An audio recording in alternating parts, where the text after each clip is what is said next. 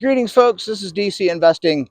I've reached financial independence and I talk about topics to help others on their pathway to financial independence. And the thing I wanted to talk to you today is kind of making goals that will set you into your life of investing. And I've always been a big goal chaser.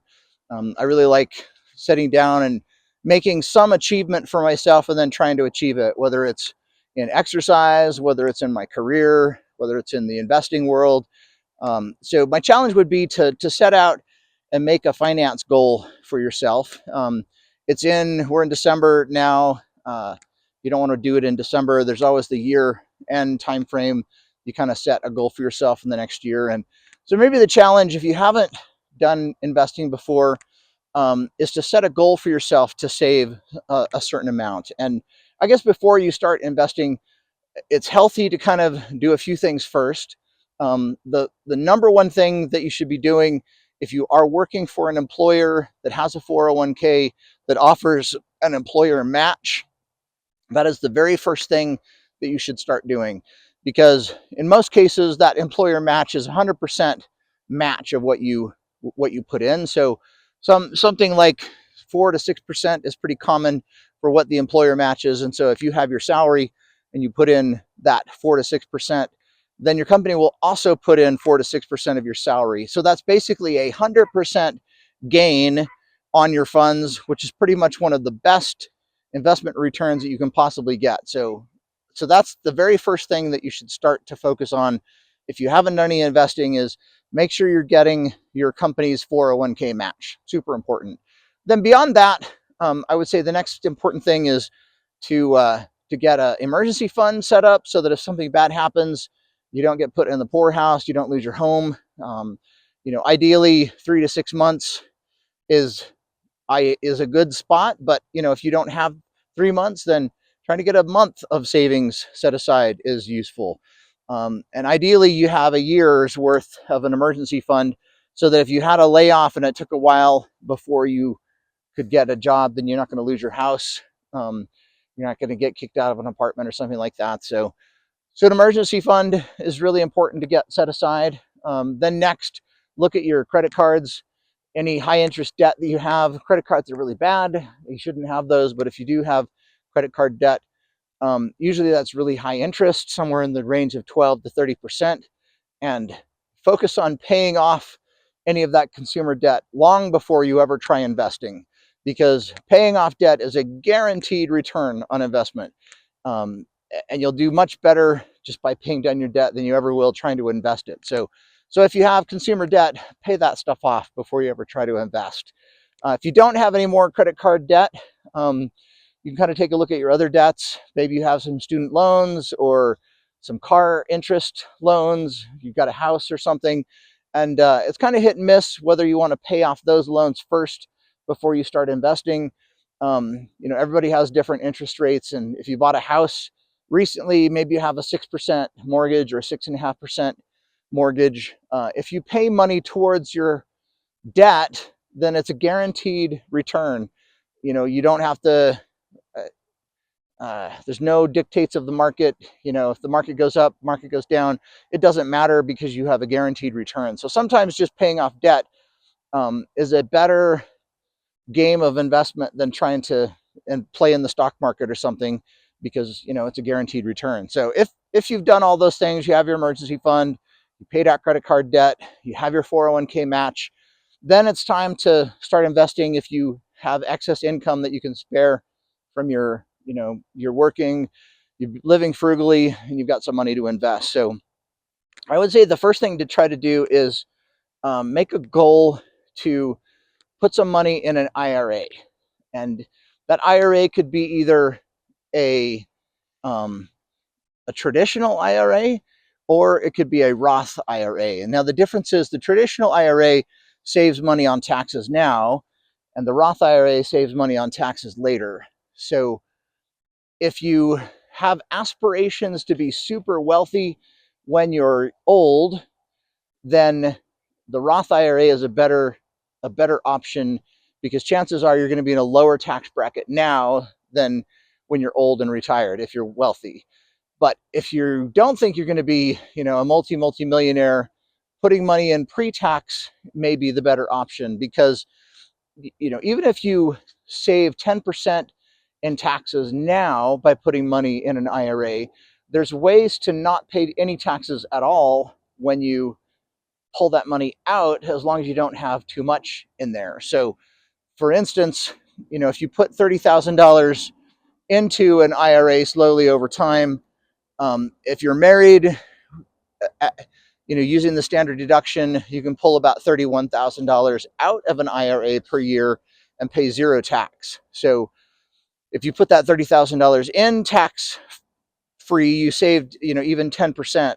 The brackets are 10%, 12%, 22%, etc. Whatever you put the money in, as long as you don't have a huge amount in retirement, you can pull that money out slowly over time and pay zero tax, as long as you fill up that standard deduction.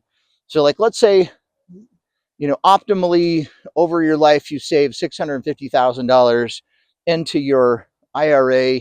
So it works the same with 401k system too.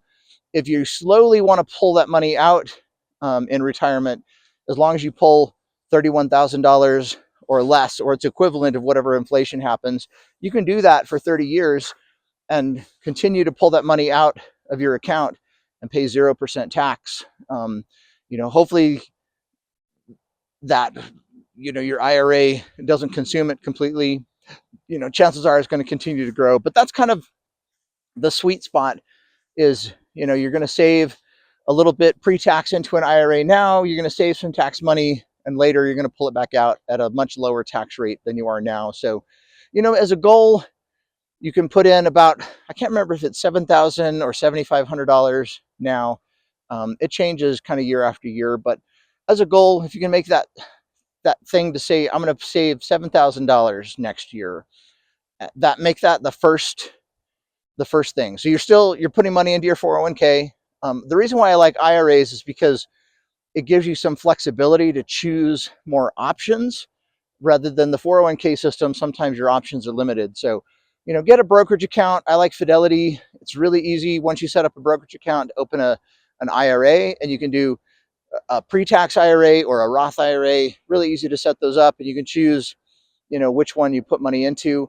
But if you can make that goal, I'm going to save $7,000 a year. That works out to be, I think, $500 a month. If you say, I'm going to save an extra $500 a month, I'm going to put this into my IRA, and I'm going to do this as my finance goal, and then I'm going to invest it. I'm going to figure out how to invest it. And, one of the easiest ways just to kind of get the market return is to put that into an ETF such as VOO. That's the ticker. The letter V and the number 00 is one of the most popular ones. Then you'll get it's the S&P 500 fund. You'll get that return. I also like dividend funds. One of my favorites is MLPA. That one owns oil pipelines and has a really high dividend rate. It's about 7.7% right now, which I think is really fun, and it can grow also. It outdid the S&P 500 for the last couple of years, but this year the S&P 500 is beating it. So, you never know what will happen, but those are two ideas of what you might try to put your IRA in. But you make that a goal, and, you start with that. Say, I'm going to save $7,000 this year on top of what I'm putting in my 401k, and then I'm going to figure out how to invest it. And then you do it again next year, and you do it again the year after that. And if you can continue to control your expenses, I would say the next goal is to save in an IRA for yourself, and then also save in an IRA under your spouse's name. Because even if they don't work, you can still, with one salary, do an IRA for both you and your spouse. And, if you're in the 10% bracket, then you save 10% off of the $7,000 you put into your IRA, and then you also save 10% off of the money that you put into your spouse's IRA. So what is that? You save $700 in taxes that you would have had to pay, that instead you get to put into your IRAs. And as long as you don't have, multi-millions in your IRA when you retire, you can pull that money out at a low tax rate, a zero tax rate, if you have a low enough amount in there. So what I mentioned is, like, if you have, say, $2 million in your retirement accounts, you can still pull $31,000 out every year at a 0% rate. But because investments grow, your $2 million, if it's growing at just 4% a year, it's making $80,000 every year in returns. So you could pull $31,000 a year, and your accounts are just going to grow and grow and grow. And eventually, they have what's called an RMD at age 70, where they force you to take money out of your accounts. And if you have a huge balance, it can actually force you to take some big withdrawals, like a couple $100,000 a year, which would then put you into some higher tax brackets. So just know, I mean, that's kind of a problem for rich people. It's something down the line, but for the average person, just getting, say, $750,000 saved into an IRA, you can pull $31,000 every year out of it for like decades, and it'll probably still have that $750,000 for the rest of your life, and every year it'll make that amount as an increase. Because like if you have $1 million in there and you got a 4% increase, that's $40,000 a year. So if you have 750,000, you're taking out 31,000. That's still about a 4% difference, and that should just continue in perpetuity because markets tend to go up over time. So I don't know. That's kind of make that goal as a finance thing. I'm going to save $7,000 into an IRA, and if you can, save $14,000 between you and your spouse. And then if you're able to do that, you can ramp up more of your spending, and you can use your 401k system to save even more pre-tax. And you can also put money into Roth, both 401k and IRA. And if you're able to do that, more power to you, because Roth has some special superpowers. One, you can pull money out and it doesn't count towards the Obamacare ACA healthcare system.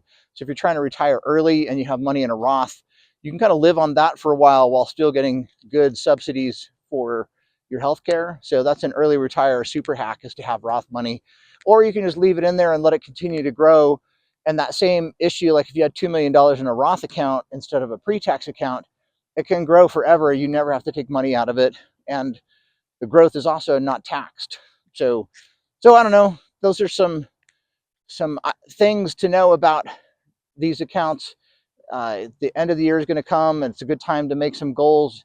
And trying to save $500 a month into an IRA, or $1,000 for both you and your spouse, those are worthy goals and worth trying to achieve. So there's some ideas for the year, and it's a good chance to try to learn to invest, and IRAs are a great way to do that.